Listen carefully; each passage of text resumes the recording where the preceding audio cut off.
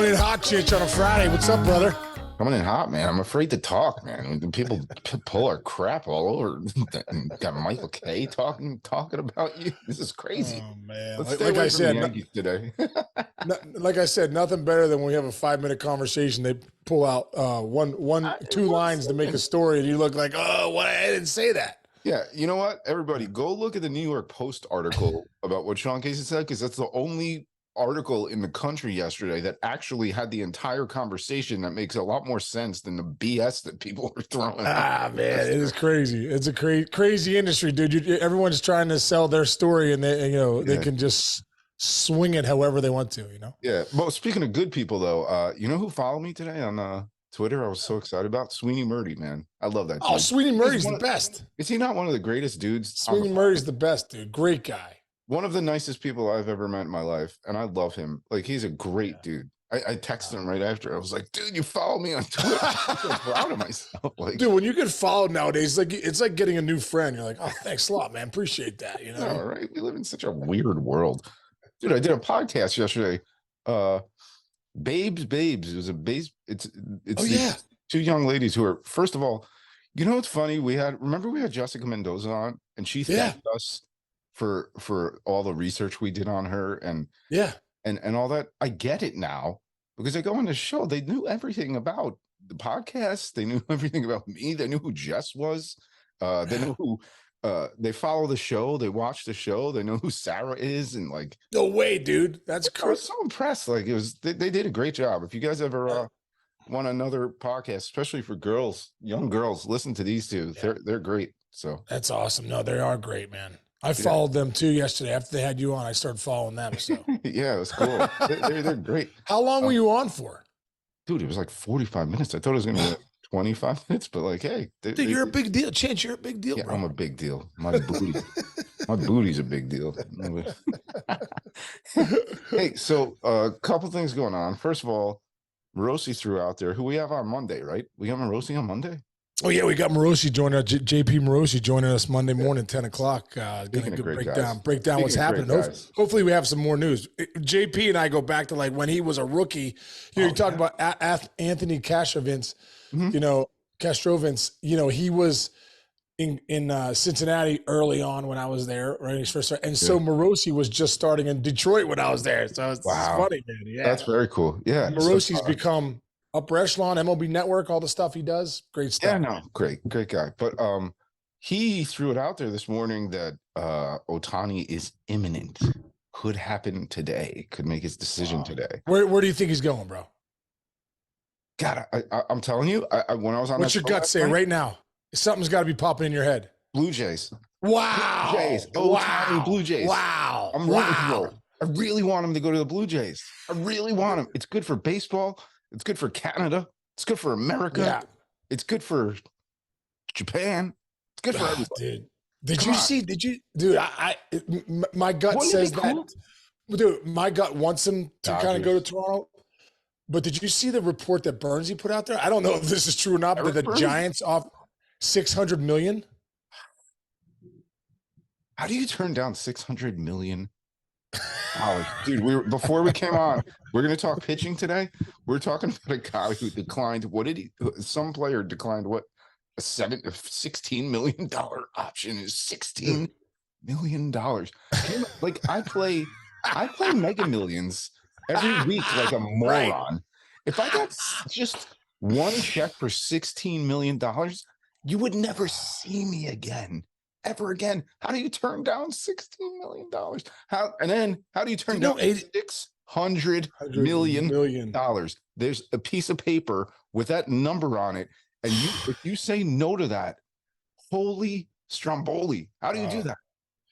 Dude, you know what's funny? And I think I might have mentioned this yesterday quickly, but it's worth a conversation again. I have a friend of mine who I won't mention is a billionaire. And one day I was sitting there we were watching a football game together, and I said, hey, what's the difference between you and me? I said, I've made millions in my life, and I have a few $1 million, and you have billions. You have exponentially way more money than I do. Right. And I'm like, and I don't, there's not anything like, there's no restaurant I couldn't go to or stuff like that. Mhm. I'm so grateful and so blessed. I don't take that for granted at all. And obviously, and I also believe that the definition of humility is realizing that you didn't get here on your own. Mhm. A lot of people, when you say, I did it. No, you didn't. A lot of people have helped you along the way. All of us in life. Right. And it was a great answer. I said, what's the difference between us? Because billions of dollars. I came out, he goes, you know what the difference between us is, Case? And I said, yeah. He goes, I have a 747. He goes, I have 2 pilots on call. I have a bill for that plane at $5 million a year. I have it in the hangar as mechanics. And he goes, it's the greatest luxury ever. He goes, I have a house in LA, a house in Pittsburgh. I have a house up in New York. He goes, and I can get there like a cab. I just jump on my 747 and I'm 3.5 hours later from LA to Pittsburgh. I was like, and he's like, it's the greatest luxury ever. But he goes, at the end of the day, that's pretty much the difference between a billionaire and a millionaire. He goes, you would be bankrupt in a couple years and I'm flying, and I was like, oh, that's pretty cool. Yeah. You know what I mean? Seriously. That is really the difference. So listen, if you're, like I said, if you're making decent money, the only thing you don't have that a billionaire doesn't have is the 747. It's not even a private jet. It's 747, dude. Yeah. You can take an entire country to Disneyland if you wanted to. Yeah. I'll take it though. I thought that was an interesting answer. I thought that was an answer worth a discussion. Interesting. That is a very interesting answer. It's good. Yeah, I can't imagine. Like it's so hard. And it's funny, man. You hear like probably once every 4 years, some guy turns down a deal, and then he doesn't get paid, and then he never gets paid. That breaks my heart so much. There was a dude on the Padres. Remember, he was a hitter, hit bombs one year. Was that Chase Headley? Was it Chase Headley, dude? Chase Headley got offered a deal and turned it down. And he never. What about Juan Soto? I mean, Juan Soto's already turned down $450 million. I think in his 20s. But I think. Do you think he's going to get more than that? Right? Yeah, I saw something that said 15 years, 575. I saw that. I think that's just, Who knows? Yeah. Hey, maybe. Yeah. I don't know. Well, what is that? 40 a year? Let's get into pitching though, because there's a lot of pitchers out there who are going to be super rich. Okay. Speaking of rich people. Yeah. So we can start with Yamamoto, but we don't know anything. I do have a question about Yamamoto. As a player. Yeah. You go back to Steve Cohen flew to Japan to meet with him personally. Oh yeah. Does that really matter, or was it a waste of Steve Cohen's time? I really want to know that question. Dude, that matters. Listen, first off, that's not an easy flight. I've done that flight. I've done that flight. 13, 14 hours. By the way, speaking of guys who have their own planes, let's go backwards. I'm sure Steve Cohen flew on his own plane to Japan. Dude, let me tell you a quick story real quick before we get to Stevie Cohen. Let me tell you about my flight to Japan. I don't know if I've ever told you this story. So we're opening up the season 2008, bro. We're opening up against the A's. I'm with the Red Sox. And now this is a really cool trip. You're like, wow, man, we're opening up the season in Japan. We go out there. It's incredible. And this is a true story too. We get out to Japan. And the weirdest thing is, it's like how big a deal language is. We're there and I'm like, wow, I feel like I'm on Mars. Like I don't speak any Japanese, obviously, you know what I mean? And like, I remember we go into this sushi place and I walk in and the guys, I'm not kidding when I say I ordered California rolls. I'm like, can I get 2 orders of California rolls, some sashimi on the side, some tuna? Guy looked at me like he didn't speak any English either, but he obviously didn't know what California rolls are because we were literally in Tokyo. So I'm like, all right, we got to move on from here. So anyway, on the flight there, bro, the Tempur-Pedic, like Tempur-Pedic mattresses and the pillows and stuff. Dude, they sponsored our trip, bro. And they must have given us 5 different pillows, right? And I'll never forget, I don't know, for whatever reason, I had a John Cena video I wanted to watch, So I grabbed one of the pillows, but it was one of the lumbar support ones, the round ones. You put it on your back, you could sit back and 13 hours ago. So like an idiot, dude, I put the this lumbar support down on these, I'm got 3 seats to myself. So I lay down on the lumbar support and I'm watching my iPad like this or whatever I was watching back then, DVD player, 2008. Right. Yeah. And I'm locked in for like 45 minutes.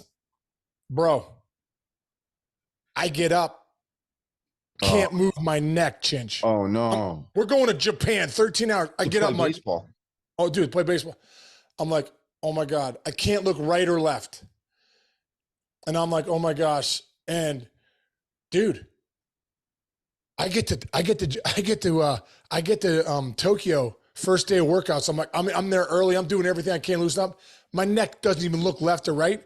But I'm like, I gotta suck it up. Like I cannot be in. I'm 1 day short of 10 years service time. I'm a mess mentally. I'm like, I'm all the way in. Who are you playing for? The Red Sox. Oh, Red Sox. I'm all the way in. I'm in Japan. We're opening up against Oakland in 3 days. We're playing the Tokyo Giants that night. 60,000 packed house. Unbelievable.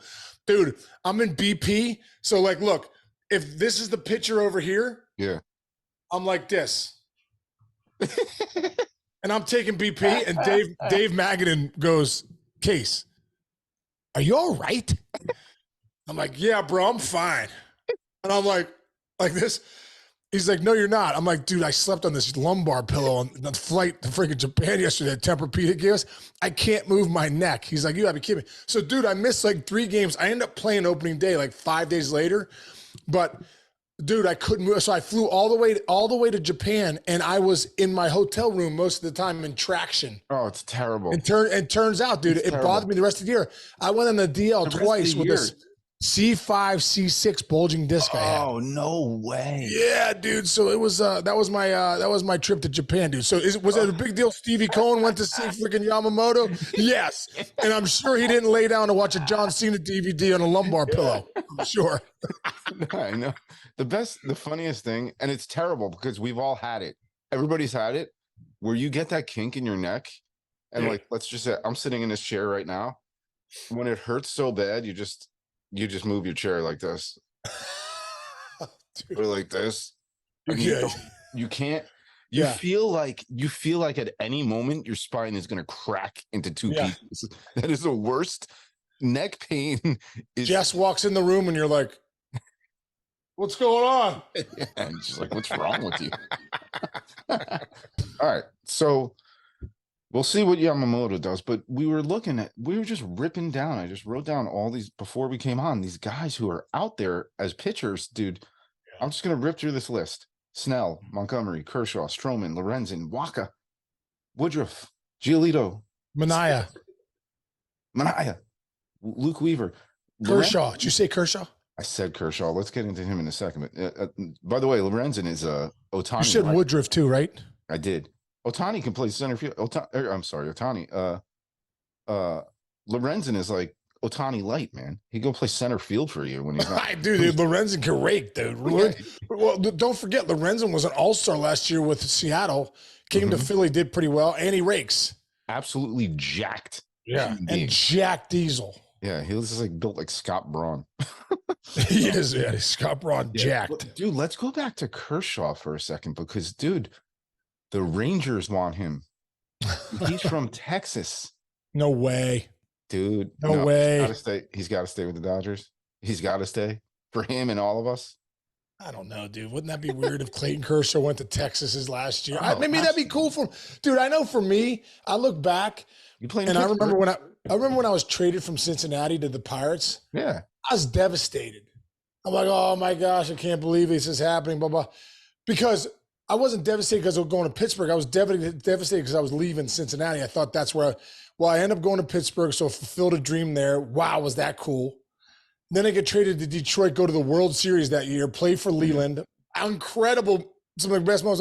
And then I play in Boston my last year in 08. I'm like, I didn't even know this world was out here. You know what I mean? So like, if you're a guy like Clayton Kershaw, he's played his whole career with the Dodgers since 2008, dude. So that's, 16 years, 17 years, same place. We already know he's going to Cooperstown, first ballot Hall of Famer. Yeah. What if you go to Texas one year, dude, with a chance to win the whole thing? We had Billy Wagner on the other day, and he said since he was 5 years old, he wanted to play for the Braves, and then he finished his career with the Braves. I don't know. Yeah. You can't. Yeah. You So, can't. I mean, I know the legacy of Clayton Kershaw. To see one guy with one team is really cool. Like I said, watching Barry Larkin do it, and Jeff Bagwell, and all these guys, some of these guys, Joey Votto, hopefully, maybe he's probably going to play with somewhere else next year. But I don't know. For Kershaw, I think he would look back at his career having played 1 or 2 years somewhere else and go, "Oh, that was cool," just to experience it. Look, just to nobody remembers Michael Jordan as a DC Washington Wizard player. Right. Right. He did it and it was cool. By the way, he still averaged like 23 points when he was like, dude, it's Michael Jordan. You kidding me? Yeah. But like, it doesn't ruin your life. You remember Patrick Ewing as a Seattle Supersonic? No. Dude. No. He did. I didn't even know that was true. It was. Kenny Lofton as a Yankee, like. No, I don't remember that. That's what I'm saying. Nobody cares. But right. There is something. There's a magic to it. There's a magic to Jeter not leaving the Yankees. No, I know. But I almost feel like Dodger fans would be like, "That's cool." Yeah. You know what I mean? He's done enough for you. He's from Texas. Yeah. I don't know. Yeah, he's given him his heart and his back. His back is his heart and his back. Yeah, exactly. Hey, this is a human interest question. Do you get nervous? Like, you guys, especially you, I mean, you have the greatest charities going. Everything Sean does is great, but like, do you get nervous? Like, oh man, I built this whole charity in this town. Can I still manage it when I leave? That's got to go into your head a little bit, right? Does it? Or you don't care? I think so. Like, I think it's doable to leave a city. I think of Theo Epstein. Theo Epstein has that whole, Peter Gammons had that foundation to be named later. Yeah. And it was so big in the Boston area. As a matter of fact, they did it in Boston for years. And then he went to Chicago, kind of brought it with him. But it's still his charity. I mean, I could still do the Miracle League of the South Hills. Yeah. Wherever I go. The Miracle League was still going, right? Yeah, because you're impacting a certain group of people. You know what I mean? Yeah. So I think even wherever he goes, even if it's, as a big, he'll always have his presence in LA. So he'll always be going there and doing things there, no matter where he plays, Okay. All right. Let's talk about another player who's, I don't think I give you props for this one. Michael Wacha. Yeah. Free agent. I'm going to give you his stats. Give me his stats. 2022 with Boston, 11-2, 3.32 ERA. 2023 with San Diego. How's this, Sean? Is this good? 14-4 with a 3.22. The guy is 25-6 over the last 2 years with an ERA under 3.30. 3.22 and 3.32 divided by 2 years. I'm not really good at math, but that's in the 3.2s. I think a guy like Wacha would be huge. That's what I mean. There's a lot of guys out there. We're so stuck on Yamamoto and maybe Snell, some of the big dogs, obviously for good reason, because Yamamoto's 25 years old and he's one of the best pitchers in the world. Yeah. But you got some. I mean, Michael Wacha the last couple of years has been really good. Really good. Really middle of the rotation guy, 3-4 starter, a guy that can give you innings, but he's going to give you some good, like you said, his ERA right around 3.3 these last 2 years with a lot of wins. So, listen, if a team like the Yankees or a team like the Dodgers, they don't land Yamamoto or Blue Jays or whoever, hey, a guy like Michael Wacha, you could get at a pretty good price, slides right into your rotation. Next thing you know, you look, wow, this guy has done some good things the last couple of years. It looks like he's continuing to figure it out and get better. Yep, and battle tested, by the way, World Series with the Cardinals in 2013. They lost. What was 2013? Who was that series? Is that when who did the Cardinals lose to in a World Series in 2013?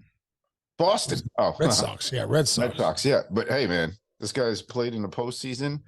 He's a big, strong dude. How's this? 6'6", 215. He's probably 6'6", about 2. Yeah, and he's 32. He's 32. Like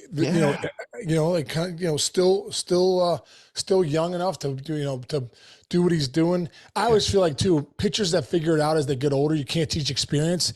They start to really know how to pitch, and the mentality of a pitcher changes. How to set guys up, how to go a certain amount of innings, how to be good with traffic on the bases, damage control, make a pitch when you have to. That's all veteran type stuff. And you see Walker's numbers last couple of years, and you go, wow, his numbers are pretty good. You know what I mean? But like you said, he's 31. He's gonna be 32. Like that's not old. Like that's not old. It's not like he's 40 something. The other guy we were talking about, I don't know, the same guy, same age, 32 years old. Marcus Stroman, man. Like, I know he's not your one, but I would put Marcus Stroman as my 3 and win every third game with him. Like, I'd put him up against any 3 in the league and maybe some 2s, and knows how to play in a big pitch in a big game. He is like probably, if we're talking like on the arrogance factor, he's like top of the list. And I say that with love. Well, dude, when I see Marcus Stroman, I think of Billy Wagner. There you go. Yeah. Just undersized, you know, hey man, you can't be a pitcher. You're a shortstop. You're a second baseman. He's like, no, I'm a pitcher. I throw gas. I got good stuff. My mentality is incredible. I'm a savage on the mound. So I think if you could have got, remember Tom Flash Gordon? Flash Gordon, like that, dude. Exactly. Stroman would be a great pickup for somebody, man. He's reliable. He pitches every 5th day. He wants the ball. The spotlight's not too big for him. You know what I mean? You know, I think that would be a great pickup too. There's some good guys out there, man. You know, besides, like I said, besides the big dogs, there's some really, really good pitchers out there. Would you take a flyer on Noah Syndergaard? Everybody knows what he could have been. He just never got there. But see, like, why not sign a Noah Syndergaard for a small amount of money? And hey, if he clicks, the guy throws 119 miles per hour, and it's scary. Yeah. Dude, how about remember James... when we had him on where your earpiece didn't work at MLB Network? Oh, that was a disaster, dude. I put on the Captain America Thor helmet, and he was like, it's on backwards. I'm like, it was like, because it was right around Halloween time. Dude, it was not my best moment on the network, dude. It was the night pre-game. He said, "I'm gonna throw at the leadoff hitter." Remember the leadoff hitter for the Royals was awesome, and they were like, they were killing the Mets for 2 games. And if Stroman throws at this guy's brain at 150 miles per hour. Syndergaard. I'm sorry. Yeah. And then we do the post-game show, and Casey's got a Thor helmet on, but his earpiece came out. Oh my god, that's an amazing. It was that didn't work out too good, bro. That's a tough break. Anyway, but you know what he can do. That picture still pops up. Like if I pops up somewhere, it's like, oh my god, there's me with the Thor helmet on backwards, the hammer. Syndergaard's like, bro, your helmet's on the wrong way. I'm like, this is a disaster. We both got into so much trouble that night. Like we got like The powers to be weren't happy with us. Didn't work out too well. All right, couple of names: Brandon Woodruff, Lucas. Dude, you can't teach experience either. No, that's very true. Luke Weaver. Never did that again. No. All right, I just named some guys. Brandon Woodruff, Lucas Giolito. Dude, Woodruff is nasty too. Yeah. Brandon Woodruff's going to be a great sign for somebody. I mean, think about the Cardinals right away. Who'd they do? Go get Kyle Gibson, Lance Lynn, and Sonny Gray. Boom. You could never have enough pitching. I just think this market's not going to line up until Yamamoto signs. As soon as he signs, the dominoes are going to fall hard. Yeah. Snell's going down. Then it's boom, boom. It's going to the market's going to be set. You said it yesterday. You made a great point. It's like it's stretched out a little. The winter meetings are stretched out now. Like, yeah, dude, we're going to. This is great. Really, if you really look back at these winter meetings, nothing really happened. By the way, Woodruff last year. Soto got traded. I mean, yes, but that was like at the end of the thing. At the end. And then the Yankees got the other guy from Boston, who, by the way, like, there's a lot out there. It's funny. I heard Booney had a great comment. It's like, he's a stud. He's going to be a stud. He's a gamer. He's a gamer. They kept talking about how good he is for them. Yeah. Here you go. I love it, man. I love it. You know what? One thing really quick. One final thing on the Yankees. One thing I love about the Yankees, they now have showed their hand. They are all in. Very true. So they're not done. They just gave up one of their frontline starters too, and King and Brito and all those guys. They have to go get some pitching now. So you're going to see them sign 2 or 3 pitchers. I guarantee it. Not only that, yeah, that's a good point. Not only that, like you still, I say, in my heart of hearts, Juan Soto is going to be a Yankee for the rest of his career, or at least most of it. I believe that too. However, there is the uncertainty, so you have to go all in this year. You have to, just to say, all right, at least we did it. And if Soto leaves, he leaves. I don't think he's leaving. New York. Dude, New York's a place where they can sign him. They know getting him. There's not many people can get the price tag. We're like, hey, $500 million. It's not the Twins. No offense. Sorry, dude. There's gonna be 3 teams involved to get Soto.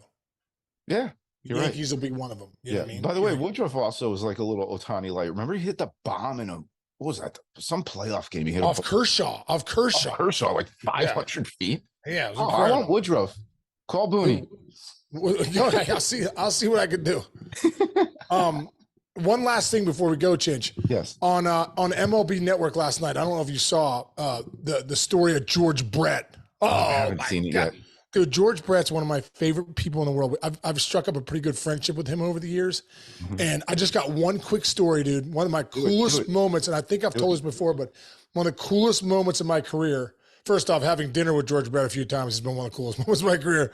But just saw him again recently. We played the Royals. You know, he came down to say hi. He's an icon, man. He's an icon. He's one of the funniest guys, too. But one of the greatest moments of my career, dude. 1999 All-Star Game. The all-century team's out there. You got everybody. Stan the Man Musial. There's Willie Mays. There's Hank Aaron. There's Bob Feller. There's, just down the line of the best of the best of the best are out there. Willie McCovey. It's incredible, right? And out comes Ted Williams out of right field in a golf cart. He's bad health. We're at Fenway Park, so the place is going bananas, dude. Bananas. And Pedro Martinez is starting that night. The vibe in that place is just palpable. Matter of fact, I'm getting the chills right now. If you could see my hair, it's standing up. I'm just incredible. So Ted Williams comes out, dude, and he walks up, and I'm 25. I'm like, I can't believe I'm here. I just turned 25 in July.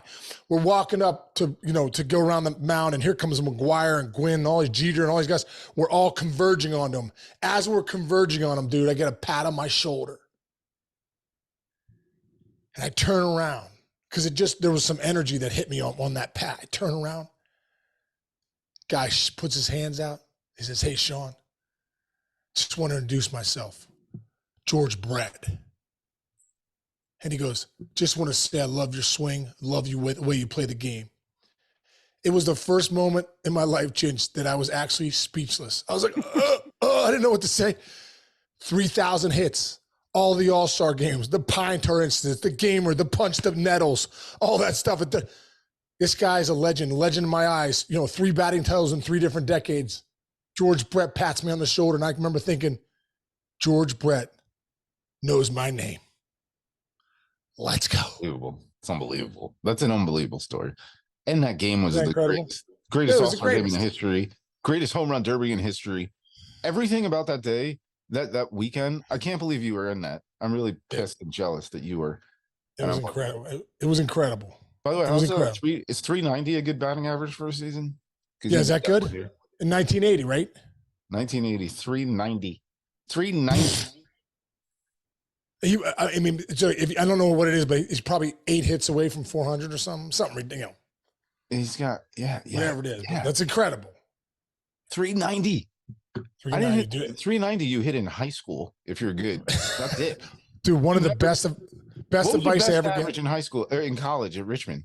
You didn't 461. 461. Jesus Christ! Won the NCAA batting title. Did you? I didn't know you won the actual NCAA batting title. I won the NCAA batting title my junior. Get to know your friends, first of all. Second, Chich, if you win the NCAA batting title, don't you think they would give you don't you think they'd be like, hey, trophy. Here's a shovel with a bat on it. Congratulations. They gave you a shovel? No, let me tell you what they gave me. What is this shovel? That's for the Miracle League of the South Hills where we dug the first thing. No, you know what they did? They came out at a basketball game, University of Richmond, the next year, and halftime. They gave me a plaque from Dick's Sporting Goods. From Modell's. They gave me a plaque from Modell's that said, I got congratulations. That one from 7th grade. I got that. No, but exactly. Dude, they said, you're the #1 hitter in NCAA Division I baseball. There's 8,000 teams and 40,000 players. Please accept this nice Modell's plaque. I'm like, are you kidding me? I'm like, where's the silver bat or the gold bat or something? They're like, NCAA is so tired. Look at this. 1995 batting. Sean Casey, University of Richmond, Division I statistical champion. Hey, NCAA, clean it the freak up. Poop soup. You're paying guys $9 million a year now. Fucking Manning's nephew's getting $9 million. You got me a Modell's plaque. You got to be kidding me. My seventh grade CYO basketball team has that same plaque from finishing second in like the Catholic League.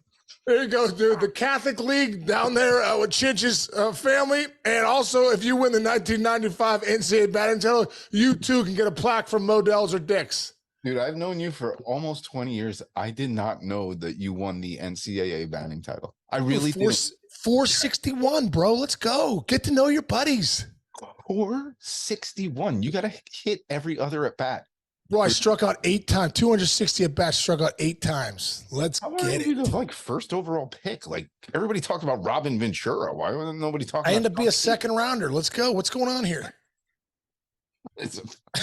Dude, that's an all-timer. I'm crying. Like, tears coming down my eyes. All right, let's end on that. That's perfect. All right, bro. All right, bro. I love you, dude. I'm sure there's things I don't know about you that you can't believe I don't know, but now you know more about me, bro. I have nicer trophies. That's what I know.